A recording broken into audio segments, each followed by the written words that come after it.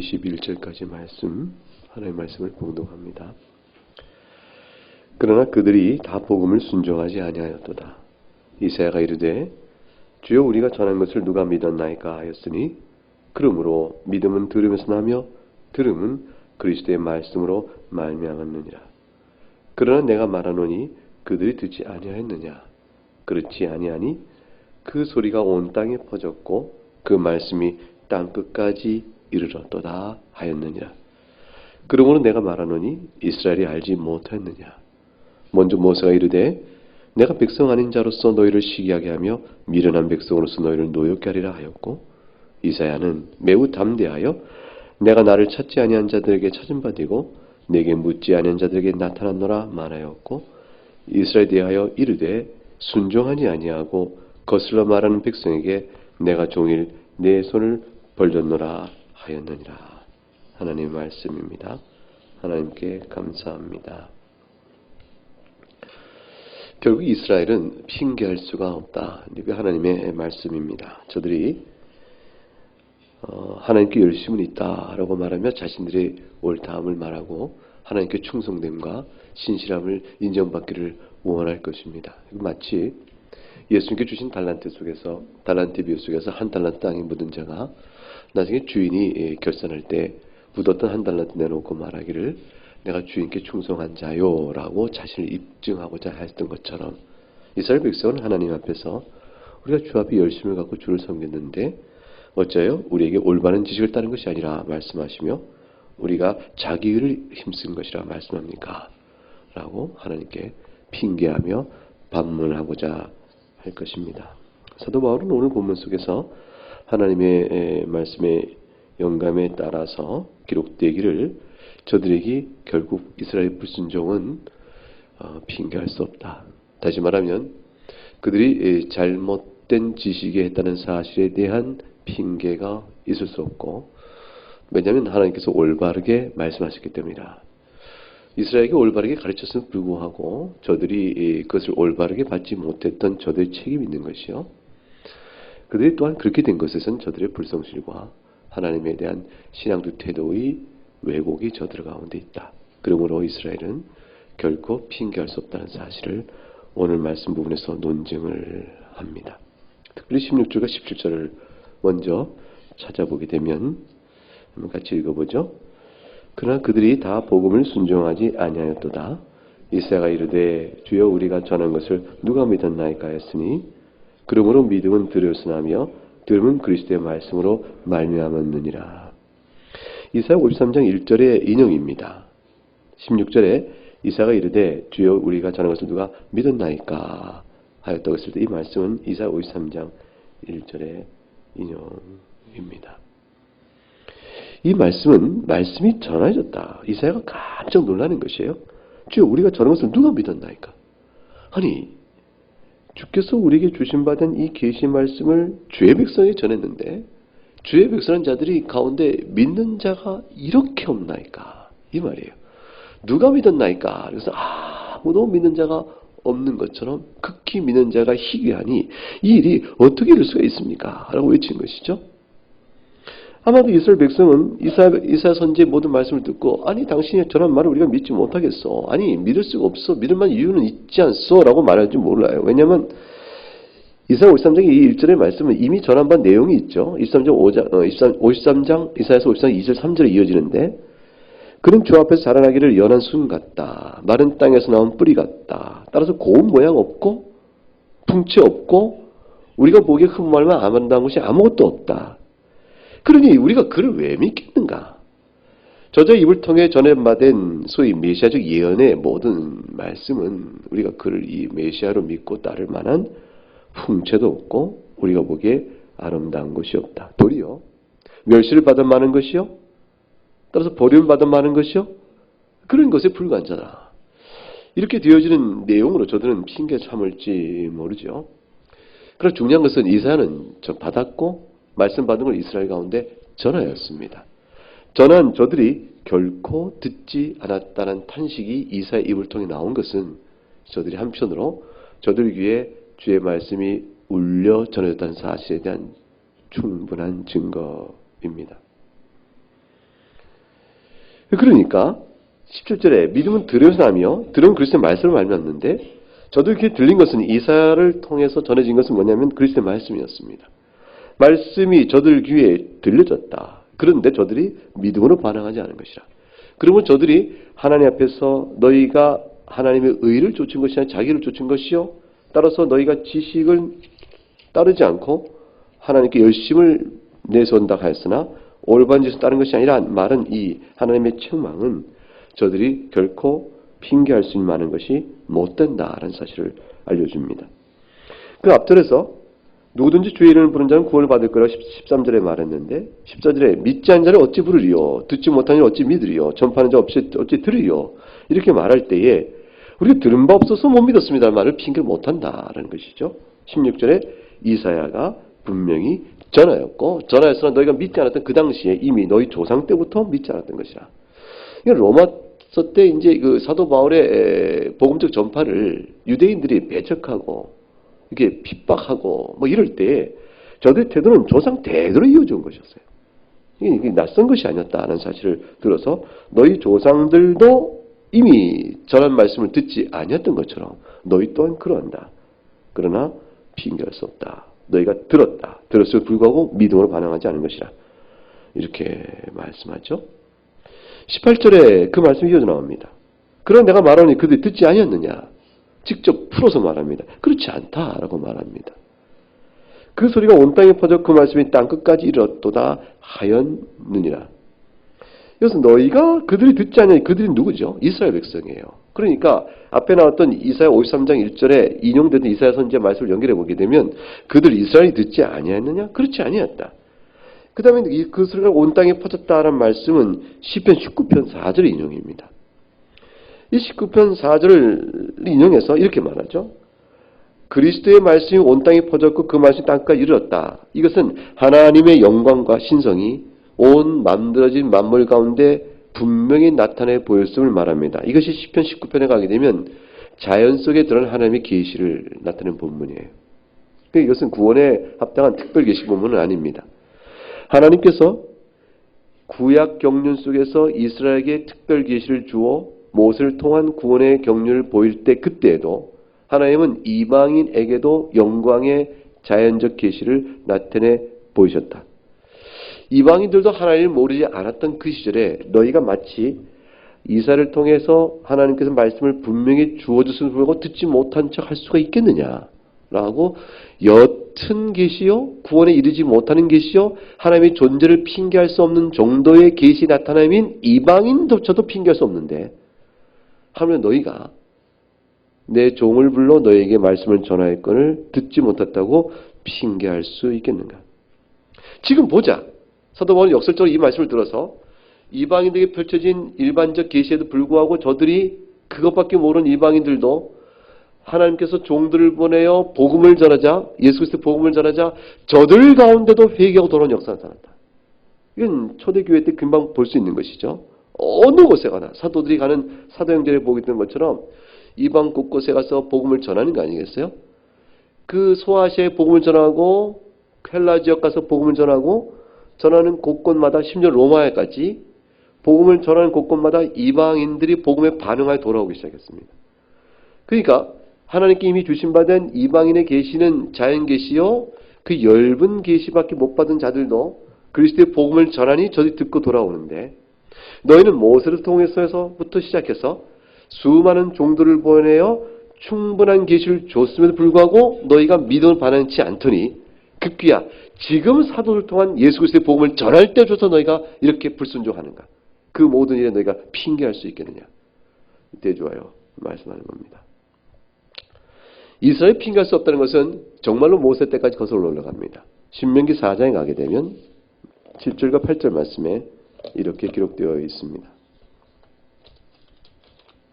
신명기 4장 7절과 8절 말씀을 열어보면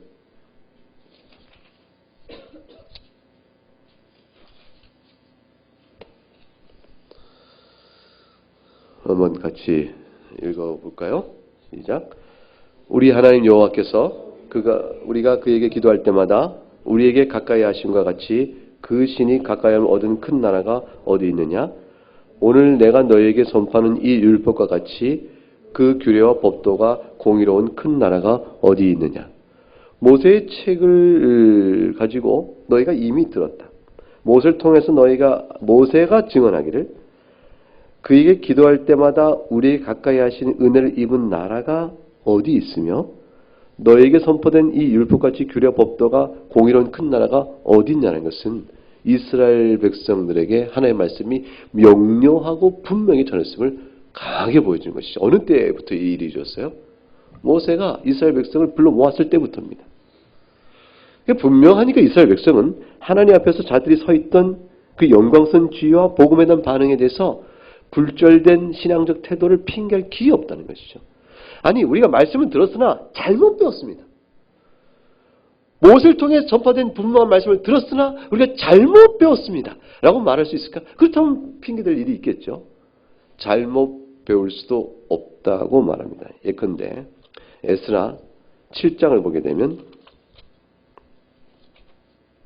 에스라 7장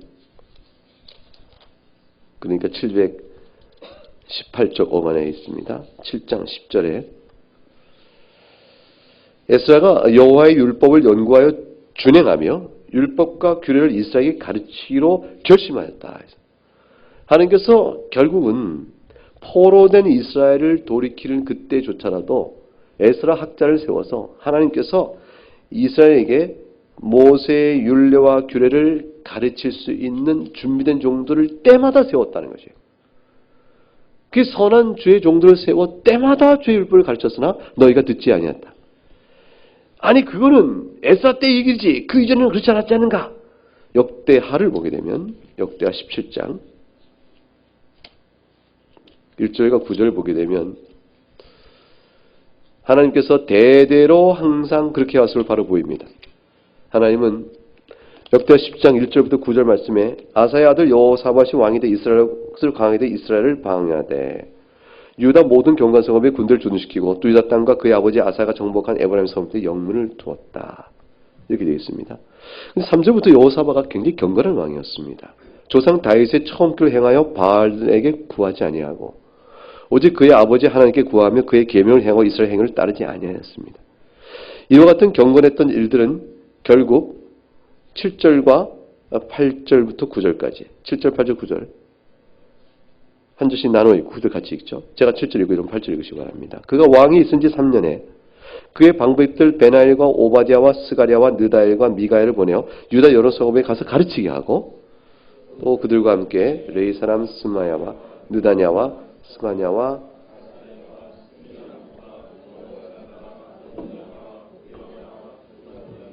레위 사람들을 보내고 또 저희와 함께 제상 엘리사마와 여호라를 보냈더니 9절 그들이 여호와의 율법책을 가지고 유다에서 가르치되 그 모든 유다 성읍들을 두루다니며 백성을 가르쳤더라.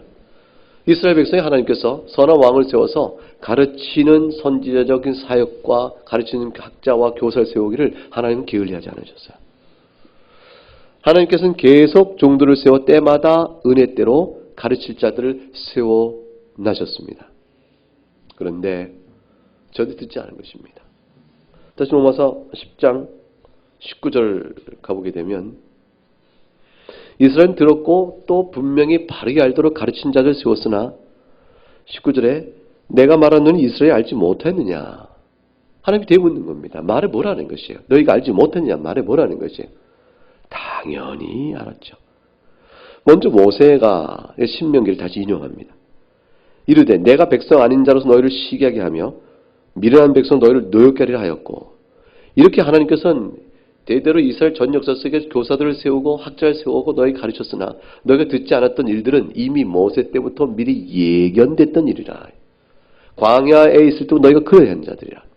그 사실을 다시 19절 말씀을 통해서 신명기 32장을 인용해 논증을 합니다. 이 말씀은 신명기 32장 20절과 21절의 말씀 속에서 인용되어진 것인데 19절 말씀과 똑같아요. 신명기 말씀이 이렇게 기록되어 있죠. 그가 말씀하시기를 내가 내 얼굴을 그들에게서 숨겨 그들의 종말이 어떠함을 보게 하겠다. 그들의 마지막 결국이 어떠할 것을 그들이 보게 하겠다. 그들은 심히 패역한 세대요 진실이 없는 자녀임이라. 그들이 하나님이 아닌 것으로 내 질투를 일으키며 험한 것은 내 진노를 일으켰으니 나도 백성이 아닌 자로 그들에게 시기가 나게 하며 어리석은 민족으로 그들의 분노를 일으키겠다. 이렇게 말씀합니다. 신명기 32장의 내용은 하나님께서 이스라엘 백성의 장래 결국을 다 보세요. 광야에서 저들이 했던 행위를 다 보시는 하나님께서 너희는 실로 패역한 세대여 진실이 없는 자녀이므로 너희는 결국에 하나님이 아닌 것, 우상을 숭배함으로 내 질투를 일으킬 것이고 썩어질 것이 무너질 것을 가지고 너희가 예배함으로 내 진노를 또한 너희가 퍼붓게 만들 것인데 그러니 그렇다면 나 또한 너에게 할 말이 있다. 내 백성이 아닌 자들로 내가 그들을 부흥케 하고 그들을 일으켜서 너희로 하여금 시기가 나도록 만들겠다. 이렇게 말씀합니다. 여기서 이제 백성이 아닌 자가 누구냐? 그것은 그 다음 절에 나와 있는 미련한 백성과 이 백성이 아닌 자입니다. 그 백성이 아닌 자는 미련한 백성이와 미련한 백성은 하나님의 말씀에 떠나 있는 자들이에요. 그런데 이 미련한 백성 너희를 노엽게 하리라 했는데 믿는 자는 어떤 자야 되냐면 하나님의 말씀에서 성령에 의해서 서로 거듭나서 그 말씀을 삼하는 자가 믿는 자가 되어집니다. 그런데 하나님께 여기 대조하죠. 내가 백성이 아닌 자 미련한 자는 본래 누구야 되냐면 이방인이지 이스라엘이 돼서는 안 되는 겁니다. 그런데 내가 백성 아닌 자 미련한 백성은 이스라엘이 아니라 이방인이야 했는데 그런 자들로 너희를 시기하겠다. 너희가 누가 아니냐. 이부터 이스라엘이 되어버려요. 그러니까 믿지 않는 자가 믿는 자를 시기하게 하고 미련한 백성 너희를 노엽게 하리라. 이렇게 되어버립니다. 이게 중요한 포인트가 드러나는 것이죠. 하나님께서 본래 하나님의 백성 아닌 자들을 가지고 하나님 백성인 자들로 하여금 시기가 나게 하는 것이에요. 하나님의 아닌 백성 자들로 하여금 그들을 들이켜 세우므로 하나님 백성이 자처한 자들이 노엽게 하고 하는 것이죠. 이건 하나님이 언약 백성 자처한 자들에 대한 진노의 심판이었습니다. 이것은 신약에 이르러서 아주 중요한 의미를 갖게 되어져요.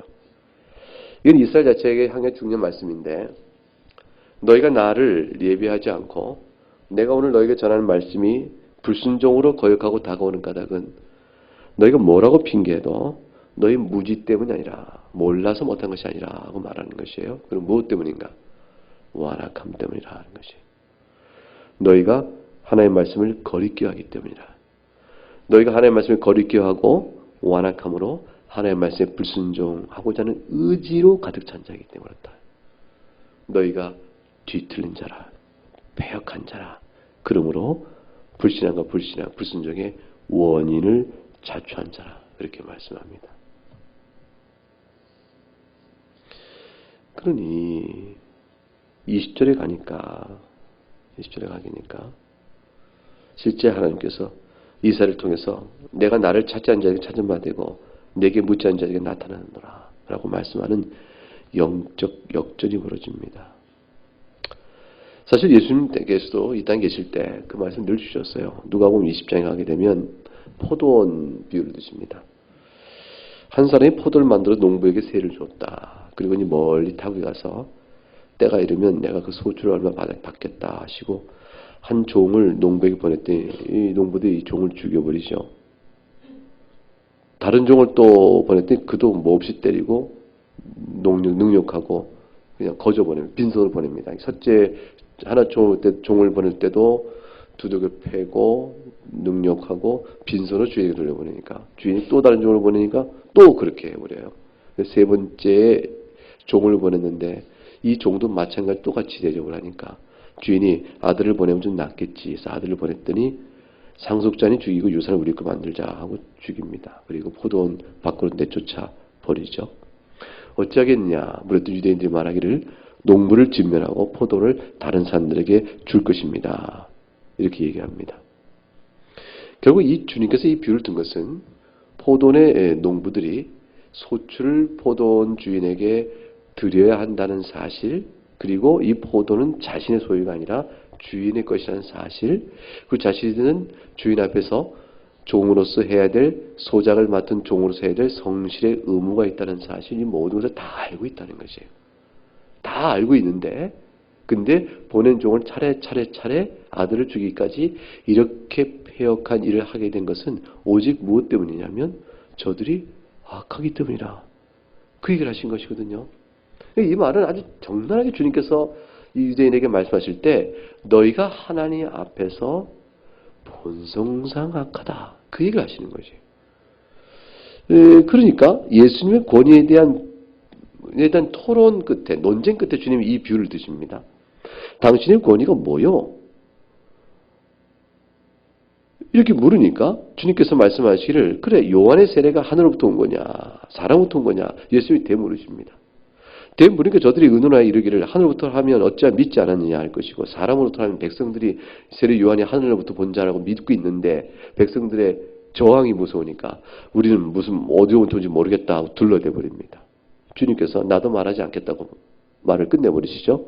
그걸 통해서 주님이 드러내신 건 뭐냐면, 뻔히 알면서도 부인하는 자들이라는 것이죠. 백성들도 아는 세례 요한의 영적 권위가 하늘로부터 온다는 사실을 저들은 뻔히 알면서도 그것을 애써 부인하는 심령의 완악함을 주님이 드러내신 겁니다. 사람은 하나님의 말씀을 몰라서 못 믿는 것이 아닙니다.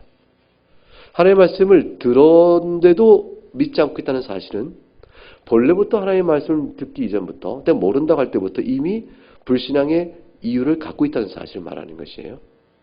들어보니까 이치 안 맞아서 안 믿겠다, 그런 것이 아니고 이미 안 믿기로 작정된 사람이니 들려줘도 안 믿는 것이에요. 지금 논쟁의 내용이 사실 그렇게 되어집니다. 저희가 본래 몰라서가 아니요라는 말은, 나중에 우리가 하나님의 말씀을 복음을 듣지 못한 자들은 주 앞에 이르가면 핑계 되겠다 하시죠. 내가 복음을 못 들었습니다. 그래서 내가 예수님 안 믿었죠. 그러니까 나를 주님 이렇게 심판하기 는 적절치 않습니다. 라고 unreached people이죠. 복음이 전해지지 않은 종족에 대한 심판이 어떻게 되냐, 신학적 논증하는데, 그 논증은 사실 타락 이후에 인간의 부패한 본성 측면에서 이미 확연한 답이 나와 있는 것이에요. 복음을 듣지 않은 자들은 복음을 들으면 믿기로 준비된 자들인데 복음을 듣지 못한 자들이냐는 것이에요. 그렇지 않다는 것이에요. 복음을 듣지 못한 자들이지만 복음을 들었으면 순종할 준비가 된 자들에도 불구하고 듣지 못하여 저들이 멸망하는 것이 아니고, 복음을 들어도 믿지 않을 자로 이미 되어 있는 상태인 자들인 것이에요. 하나님께서 우리에게 복음을 들려주실 때는 우리가 믿게끔 우리의 선택으로 사실 되어 있지 않습니다. 참 이게 참 중요한 문제인데, 복음은 누구에게나 전해지지만 믿는 것은 하나님께서 우리의 부패한 심령 안에서 중생의 은혜를 주셔서 말씀을 들을 때 반응할 수 있도록 성령의 특별한 은혜가 있어야 합니다. 이거 없으면 누구라도 복음 앞에서는 불순종의 준비가 되어 있는 사람들이에요. 하나님 마음에 싫어하고 하나님 미워하고 복음의 말씀을 거슬리고 복음은 틀렸다고 말하고 온갖 변명과 핑계로 불순종의 의지를 갖고 있는 자들입니다.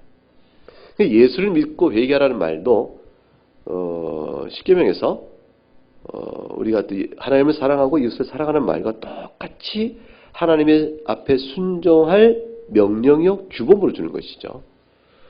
하나님을 사랑하는 것과 예수님을 믿으라는 말은 똑같이 우리에게 주신 받은 규범적 명령입니다. 따라서 하나님을 사랑하기를 원치 않는 자의 불순종은 예수 그리스도를 믿고 회개하는 명령에 불순종하기 위한 내면의 상태가 똑같은 것이에요. 우리가 하나님의 계명에 순종하는 의지가 우리 안에서 나오는 것이 아니고 성령의 은혜로 나오는 것처럼, 성령의 열매로 계명을 지킬 수 있는 것처럼 복음을 듣고 순종하는 것도 성령의 역사로 되어지는 은혜예요. 자, 그렇다면 하나님의 은혜가 있어야 계명을 순종하고 명령을 순종할 수 있다면 그 명령 자체가 우리에게 책임을 묻기에는 지나친 것인가? 이 질문이 나오는 것이죠.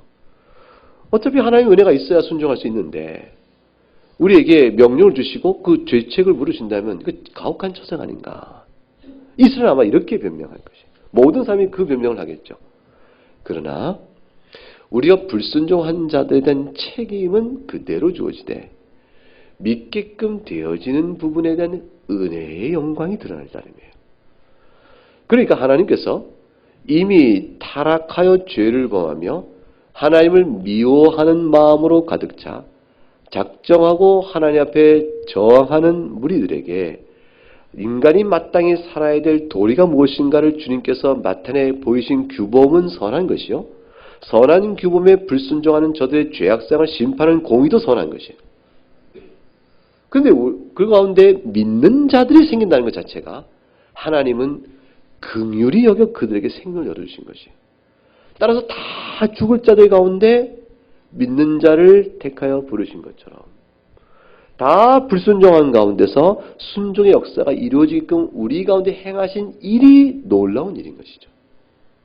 그래서 우리가 다 하나님 앞에 나온 이 일을 주 앞에서 깊이 찬송하고 긍휼의 영광을 노래해야 합니다. 우리에게 긍휼을 베풀으신 하나님의 그 은혜가 있다 해서 그 긍휼을 베풀지 아니했던 사람들의 자기 본성에 따른 하나의 불순종과 죄악상을 공의로 심판하는 하나님을 악하다 말하면 안 된다 그 말이에요. 그래서 모든 이들은 자기 죄값 들어갑니다. 그 이스라엘 백성이 내가 배우지 못해서 듣지 못해서 그렇다라고 말할 수가 없는 것이 모든 이스라엘 백성이 다 그런 것이 아니라 그 가운데 남은 자들은 주 앞에서 복음을 듣고 반응하고 나오고 있습니다. 그래서 넓은 목에 보이는 이사야를 통해서 65장 1절부터 3절에 주님께서 아예 이렇게 선언해 버리십니다. 나는 65장 1절과 3절, 그러니까 오늘 본문의 20절의 이제 인용 부분이죠. 로마서 10장 20절 말씀은 이사야 65장 1절만의 인용이고, 구약성경 이사야 65장 1절 3절까지 제가 읽어보면 이렇게 되어 있습니다. 나는 나를 구하지 아니하던 자에게 물음을 받았으며 구함을 받은 거죠. 나를 찾지 아니하던 자에게 찾아내밀었다. 내 이름을 부르지 아니하던 나라에게 내가 여기 있노라 하였노라. 내가 종일 손을 펴서 자기 생각을 따라 옳지 않은 길을 걸어가는 패역한 백성을 내가 불렀나니 곧 동산 제사하며 벽돌에서 분향하며 내 앞에 항상 내 노를 일으키는 백성이라. 하나님께서 이스라엘이 너무나도 오랫동안 계속해서 반복해서 그 오랜 세월 동안 악을 저질러 오고 폐역하며 용납할 수 없는 지경이 되는 데까지 타락하자 하는 것은 이제는 전에는 나에게 묻지도 않았고 내 이름을 부르지 않았던 자들 누구죠? 이방인이요. 나를 찾지 않은 자들 그들에게 내가 오히려 그들의 소망과 기도를 떠나면 그들을 찾게끔 내가 그들 앞에 나갔다라고 말씀하는 것이에요. 이방인들 가운데 구원할 자를 제가 불러내셨다고 말씀하는 거죠. 유대인들은 이사야 65장 1절의 이 말씀, 3절까지 말씀을 자기들이 적용합니다. 보세요. 로마서 10장 20절 말씀만 보면 내가 나를 찾자는 자에게 찾은 바 되고 내게 묻자는 자에게 나타난 바 됐다. 물어보죠. 나를 찾자는 자가 누구를 가리킵니까?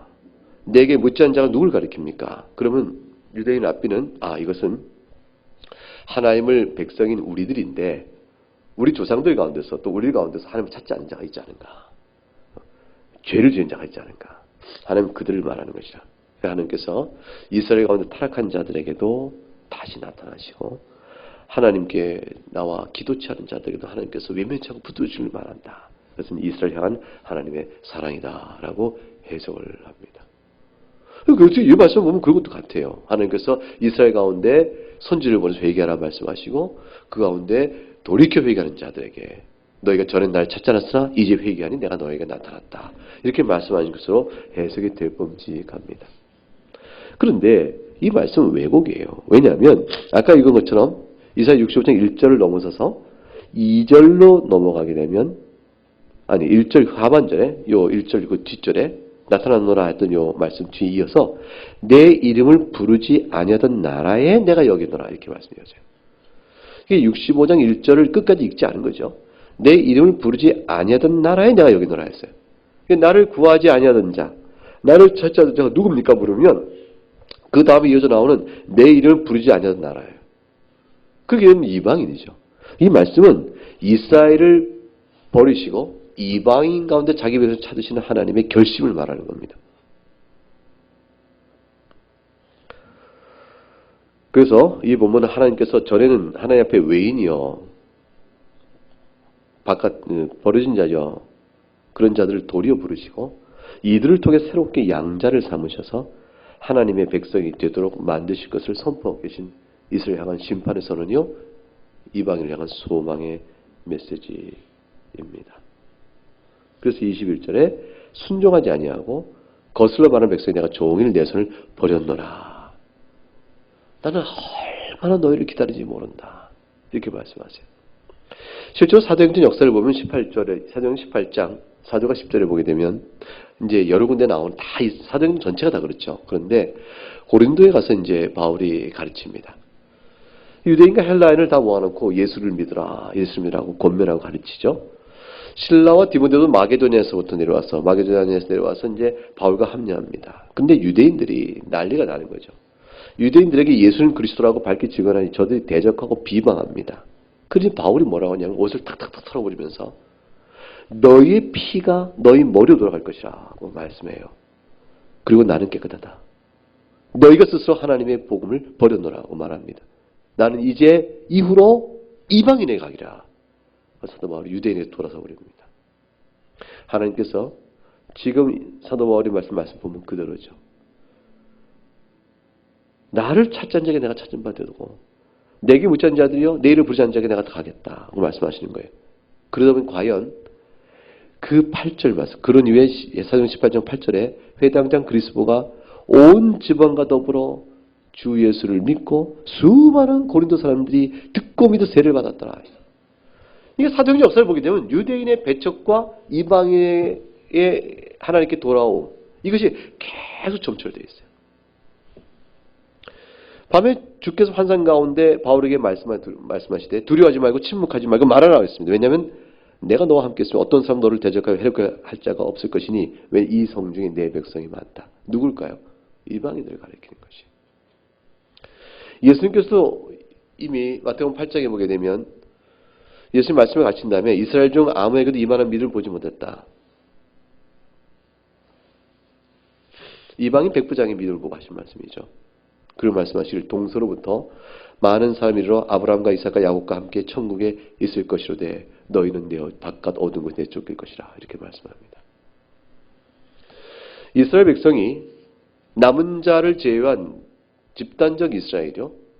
이스라엘은 상당수가 하나님의 은혜를 조롱하고 멸시하고 말씀을 가르쳤으나 듣지 아니했기 때문에 들음으로 얻는 구원을 포기해버린 거죠. 그래서 하나님께서 이방인에 간다. 이방인 가운데 택한 자들, 정한 자들을 불러 모으시는 역사를 베풀어서 신약교가 탄생합니다. 이스라엘 가운데 남은 자요? 이방인 가운데 이미 하나님이 선택한 자들을 모아서 교회를 세우니 21절에 이스라엘 백성에 대하여 너희는 할 말이 없다 이렇게 말해요. 21절을 같이 읽어봅니다. 이스라엘에 대하여 이르되 순종하지 아니하고 거슬러 말하는 백성에게 내가 종일 내 손을 벌렸노라 하였느니라. 하나님께서 얼마나 저들을 향해 오랫동안 기다렸는가를 말씀하시는 것이에요. 순종하지 않고 거슬러 말하는 백성 내가 종일 이사야 65장 2절 말씀이죠. 내가 종일 그랬다 하는 말씀에 강조점을 둡니다. 하나님께서는 때때로 주의 종들을 끊임없이 보내셨고 그들을 하나님 앞으로 초청하셨습니다. 그리고 온갖 은혜를 베푸시고 오래 참는 은혜를 베푸셔서 끝내 저들하고 회개하고 자신에게 돌아오도록 하는 시도를 그친 적이 없습니다.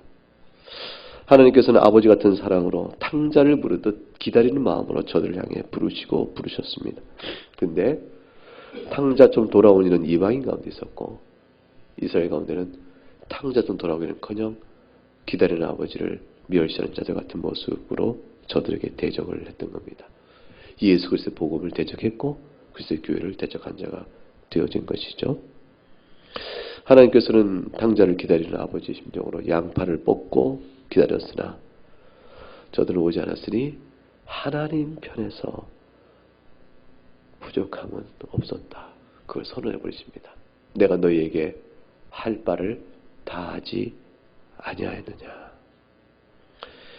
이 말씀은 에레미야 7장을 보게 되면 가장 이제 타락한 이스라엘 향한 책망, 이스라엘이 결국 유다조차도 가나안 땅 약속의 땅에 내어 쫓기를 그 절박한 상황이 이뤘을 때 하나님께서 에레미야를 보내셔서 말씀을 주시잖아요. 에레미야 7장 가보게 되면 하나님께서 이 심정을 가나안 땅의 약속의 땅에 저를 내쫓아 바벨론포로 완전히 끊어져 버릴 그때쯤이죠. 하나님께 이렇게 말씀하십니다. 7장 13절 말씀 한번 같이 읽어볼까요? 7장 13절 시작. 여호와의 말씀이니라. 이제 너희가 그 모든 일을 행하였으며 내가 너희에게 말하되 새벽부터 부지런히 말하여도 듣지 아니었고 너희를 불러도 대답하지 아니하느니라. 하나님은 새벽부터 부지런히 말씀하셨다 하세요. 근데 이스라엘은 불러도 대답하지 않았다 말씀합니다. 예레미야 11장을 가볼까요? 11장 7절 말씀 읽어봅니다. 시작. 내가 너희 조상들을 애굽 땅에서 인도했는 날부터 오늘까지 간절히 경계하며 끊임없이 경계하기를 너희는 내 목소리를 순종하라 하였으나 8절에 그들이 순종하지 아니하며 귀를 기울이도 아니하며 각각 그 악한 마음에 완악한 대로 행하였다. 하나님께서는 언제부터 그러셨다고 되어 있습니까? 애굽 땅에서 인도해낸 그날부터라. 하나님께서 이스라엘을 불러서 이스라엘 구약교회를 세우실 그때부터 단 한순간도 이스라엘 백성에게 말씀을 안 하신 적이 없다는 것이에요. 저들이 잘못하면 끊임없이 경계하고 돌이키라 이끌으시고 오래 참으시고 그러나 내 몫을 순종하라 했으나 저들이 8절에 각각 그 악한 마음에 완악한 대로 행하였다. 말씀이 전해지고 들려진다고 다 믿는 것이 아니고 다 순종하는 것은 아닙니다.